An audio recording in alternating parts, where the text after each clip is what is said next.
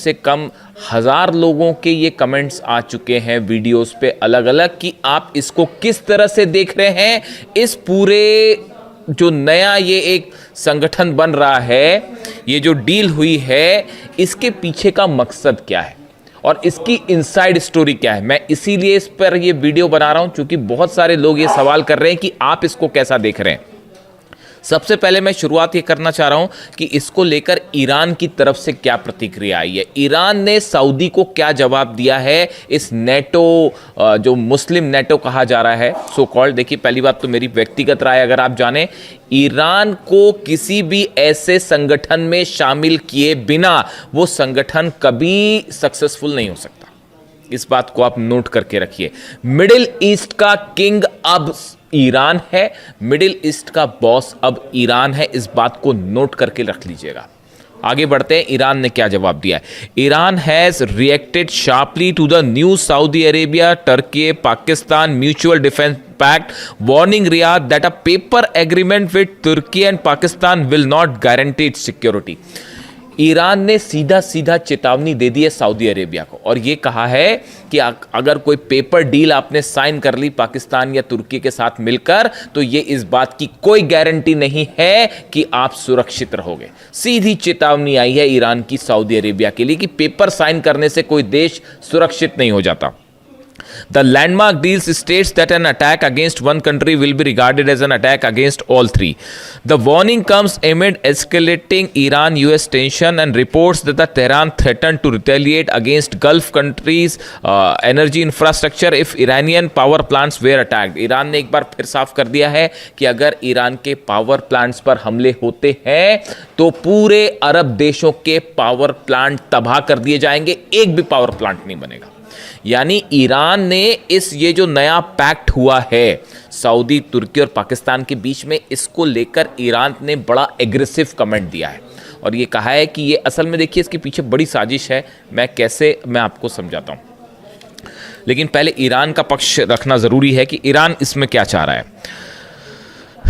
देखिए, इसमें ईरान की तरफ से दो तीन बातें साफ कर दी गई। पहली बात, सऊदी को सीधी चेतावनी दी गई। ये काफी समय बाद हुआ है ऐसा जब ईरान ने सीधा सीधा सऊदी को वार्निंग दी है। देखिए, अब तक क्या हो रहा था कि ईरान जो है वो अरब देशों को वार्निंग दे रहा था कि अगर हमला होगा तो आपके इंफ्रास्ट्रक्चर पर हमला होगा, या जॉर्डन, बहरीन, या जो है वो कुवैत पर हमले होंगे। लेकिन ये काफ़ी दिनों बाद, आप देखिए, पहला मौका है जब ईरान ने सीधा सऊदी को चैलेंज किया है, सऊदी को वार्निंग दी। जिसके बाद ये भी सवाल उठने लगे हैं कि क्या अब आगे ये जंग का रूप धीरे से अमेरिका पीछे हो जाएगा और ये सऊदी वर्सेस ईरान तो नहीं होने जा रहा।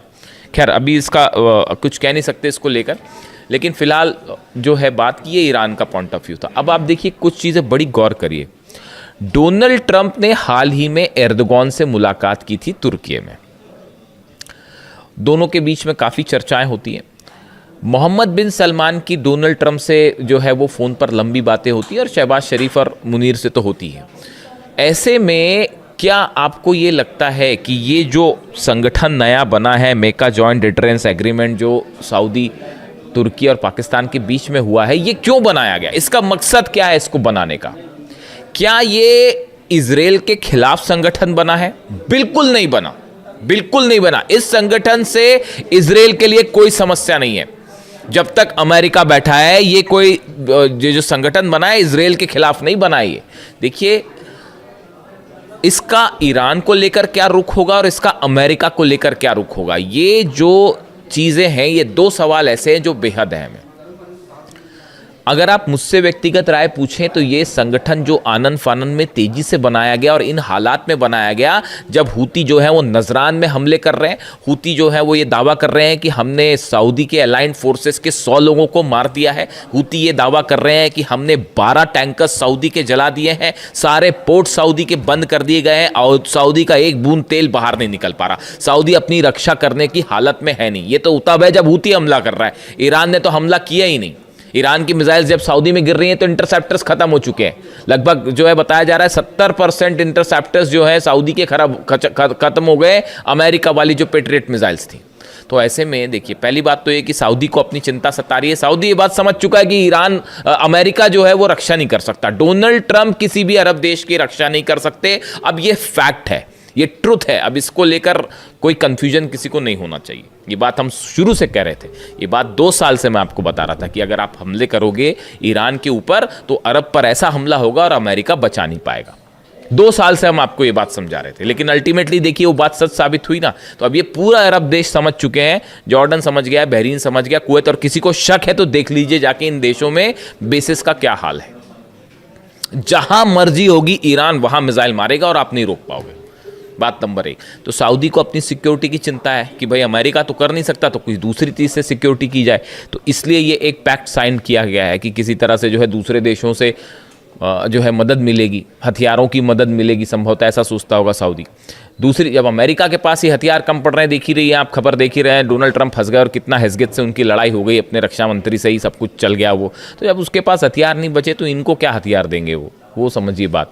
तो सऊदी को पहले अपनी सुरक्षा की चिंता, बात नंबर 1। बात नंबर 2, सऊदी को ये भी लगता है कि ऐसा पैक्ट हो जाएगा तो कल को ईरान के ऊपर दबाव बनाना है या हूती पर दबाव बनाना है या कोई ऐसी सिचुएशन खड़ी हो जाए जिसमें वॉर हो जाए मिडिल ईस्ट में बड़ा, तो उस समय तुर्की और पाकिस्तान और दूसरे देश जो इसमें शामिल हो जाएं, और भी शामिल हो जाएंगे शायद, वो दबाव बनाने के काम आएंगे। कम से कम एक सपोर्ट तो देंगे, सऊदी को बचाने की कोशिश तो करेंगे, बायलैटरल टॉक करके और किसी तरह से बातचीत, हस्तक्षेप करके ईरान को रोकेंगे तो कल को ईरान ने हमला कर दिया तो। ये बात नंबर 2।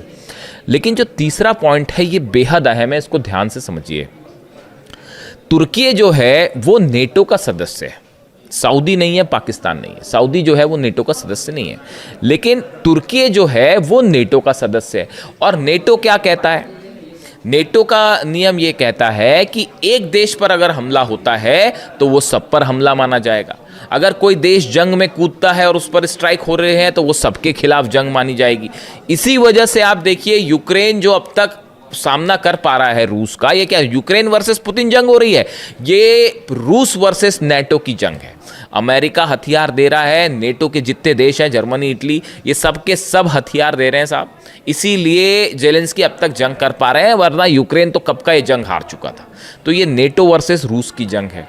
तो आपने क्या किया कि तुर्की नेटो का सदस्य है, तुर्की के खिलाफ जंग मतलब नेटो के खिलाफ जंग मानी जाएगी। अब तुर्की का पैक्ट हो जाता है, सऊदी से करवा दिया जाता है, यानी सऊदी पर हमला माना जाएगा तुर्की पर हमला, और तुर्की पर हमला माना जाएगा नेटो पर हमला। यानी ये एक रास्ता बनाया गया है कि कल को सऊदी को बचाने के लिए नेटो आए तो वो अपनी फोर्सेस भेज सके, अपने एयरप्लेन भेज सके, अपने डिफेंस सिस्टम भेज सके, अपनी मिसाइलें भेज सके। समझ रहे हैं आप इस बात को?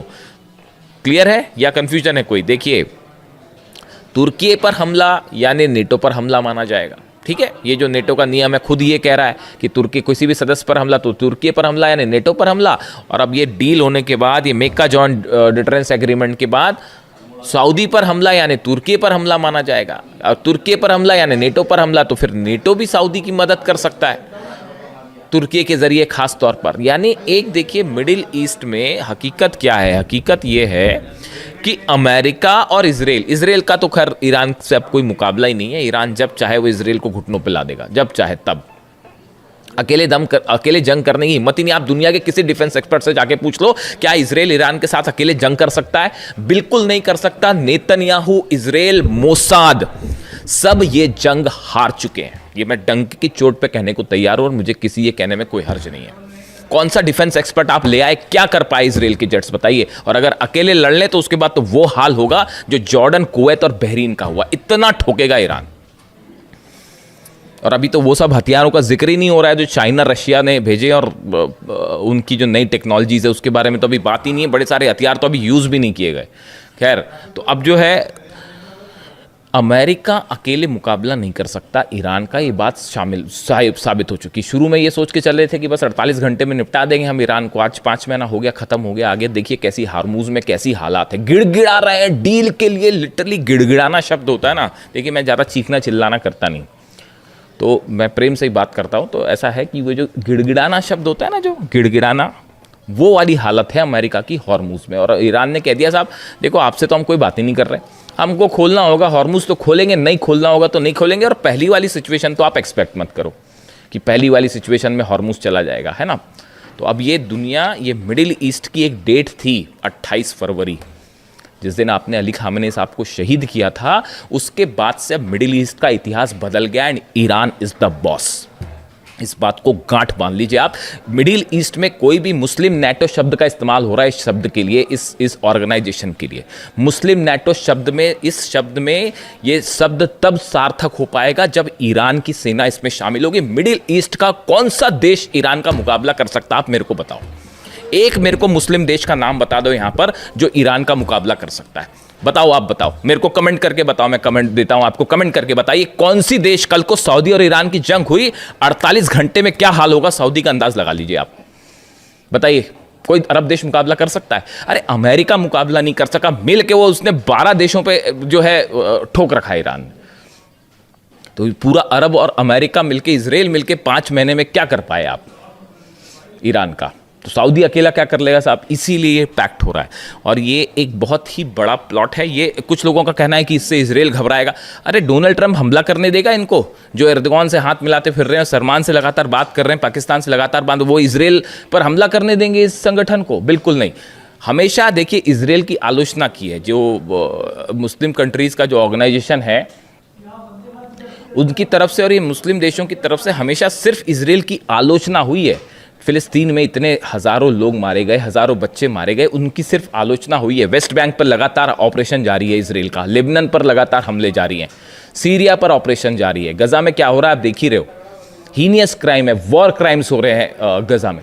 मुस्लिम देशों की तरफ से सिर्फ आलोचना हो रही है। हिम्मत करने वाला सिर्फ एक देश रहा जो मिसाइल मार रहा है, वो ईरान मार रहा है। भूलना मत इस बात को। अली खामनी साहब ने हमेशा कहा जब जरूरत पड़ेगी हम युद्ध के लिए भी तैयार हो जाएंगे। लेबनान के लिए भी वो जंग के लिए तैयार हो गए, गजा के लिए भी जंग के लिए तैयार हो गए। इसीलिए खामनी साहब थे। अब ये जब मैं मीटिंग्स देखता हूँ ना ऐसी, मतलब टू बी वेरी फ्रैंक भाई, देखो मेरे को जो लगता है मैं अपनी राय बता रहा हूँ, आपको ठीक लगता हो तो स्वीकार करिए, वरना आपकी आलोचना का भी स्वागत है। चूंकि ये पब्लिक प्लेटफॉर्म है इसलिए मैं आपकी आलोचना का भी स्वागत करता हूँ।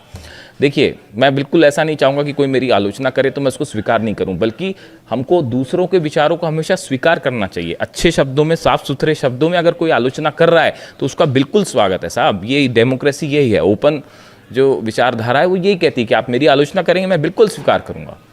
जब ऐसे डील्स में होते देखता हूँ ना, तमाम जो नेता इस पूरी जंग में इन्वॉल्व हैं, चाहे अरब देशों के हो, चाहे अमेरिका हो, इजराइल हो, इन सबको देखने के बाद देखिए ऐसा लगता है कोई भी कदम होता है उसमें किसी तरह की साजिश नज़र आने लगती है। सामने कुछ और हो रहा है, पर्दे के पीछे कुछ और हो रहा है, डिफेंस डील हो रही है तो किसके मन में क्या प्लान है, ट्रम्प की क्या साजिश है, इजराइल की क्या साजिश है। आप देखिए एक शख्स थे सिर्फ, अली खामनी साहब, जिनकी मंशा पर कभी कोई शक नहीं करता था, दुश्मनों को भी शक नहीं था। उन्होंने कह दिया कि साहब मैं जो सामने वो पीछे मैं बात नहीं करूंगा मतलब नहीं करूंगा, मैं डील नहीं करूंगा मतलब नहीं करूंगा। उन्होंने कहा था अमेरिका से बात करने का कोई मतलब नहीं है। आज देखो आज क्या हालात है, इतनी जंग हो चुकी, इतनी जंग हो गई इतने दिनों बाद, 5 महीने की जंग देखिए। इतनी जंग के बाद क्या वो बात सही साबित हो रही है? नहीं हो रही है कि डील का कोई अंदाजा, बातचीत का कोई नतीजा निकल रहा है? नहीं निकल रहा। तमाशा बना रखा है कि बस अब जंग हो रही है, नहीं अब बात अच्छी हो रही है, नहीं आप सीज फायर कर लेते तो ऐसा कर लेते। बात सच साबित हुई ना अली खामनी साहब की, ये विजन था उनका, इसीलिए he was the supreme leader and that's why I like Ali खामनी साहब। इसीलिए मैं उनकी तारीफ करता हूँ, उन्हें पसंद करता हूँ कि उनका विजन देखिए कितनी क्लैरिटी के साथ है। उनको पता था कौन दुश्मन है, कौन दोस्त है, कौन क्या। इसीलिए उन्होंने कहा था सऊदी को लेकर, वो हमेशा ये चाहते थे कि शिया और सुन्नी के बीच में ये जो एक तनाव वाली स्थिति है ये हमेशा दूर हो जाए और हर अरब देश को ये समझना चाहिए कि असली दुश्मन कौन है। ये बात वो हमेशा समझाते रहे। खैर, तो अभी देखिए मुझसे चूंकि इस ऑर्गेनाइजेशन के बारे में बोला गया था, इस डील के बारे में पूछा गया था, मक्का जॉइंट डिटरेंस एग्रीमेंट के बारे में आपकी क्या राय है? मेरी बड़ी साफ राय है कि ये अमेरिका के बैकिंग के साथ एक एग्रीमेंट किया गया है जिसका लक्ष्य है ईरान और हुती या हिजबुल्ला ऐसे संगठनों को काउंटर करना। ये कोई बड़ा इजराइल के खिलाफ कुछ नहीं है, भूल जाइए। और ये चूंकि अकेले अमेरिका मुकाबला नहीं कर सकता, इजराइल मुकाबला नहीं कर सकता, तो अरब देशों को ईरान के खिलाफ खड़े करने की और ज़रूरत पड़ी तो इन देशों को आपस में जंग में शामिल करने की। हॉर्मुज़ खुल नहीं पा रहा तो बोले क्या एक पैक्ट करवा देते हैं, चाहे ताकि मिल के हॉर्मुज़ खुलाएं। खुद बैठे बैठे वहाँ तमाशा देखो। खुद की उधर जनरल डेन कैन कह ही रहे हैं अमेरिका की कि जो है वो बाहर निकलना चाहिए, अब कैसे युद्ध से बाहर निकला जाए। तो ये एक बड़ा प्लान है ईरान के खिलाफ एज ऑफ नाउ जो स्थिति लगती है। कमेंट करके आप बताइए आपको क्या लगता है, और आपके सारे कमेंट्स मैं पढ़ूंगा और जवाब देने की भी कोशिश करूंगा। Thank you so much.